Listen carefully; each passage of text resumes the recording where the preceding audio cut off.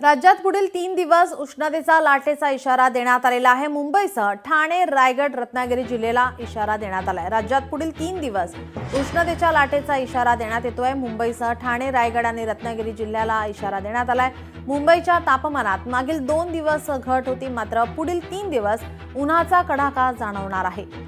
दरम्यान सध्या मुंबईत किमान तापमानात घट आहे, तर कमाल तापमानाचा पारा चढाच अशी स्थिती आहे। मुंबईत सलग तिसऱ्या दिवशी किमान तापमानातील घट कायम होती। मागील काही दिवसांपासून वातावरणातील बदलामुळे असह्य उकाडा सहन करावा लागतोय।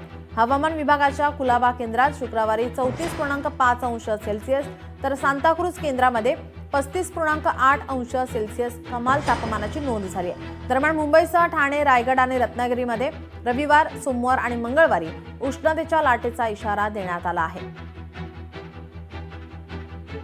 वाऱ्यांची दिशा बदलत असल्याने तसेच पूर्वेकडून येणाऱ्या वाऱ्यांमुळे पुढील काही दिवस तापमानात वाढ होणार आहे। ही तापमान वाढ पुढील काही दिवस कायम राहण्याचा अंदाज हवामान विभागाकडून आता व्यक्त केला जातोय।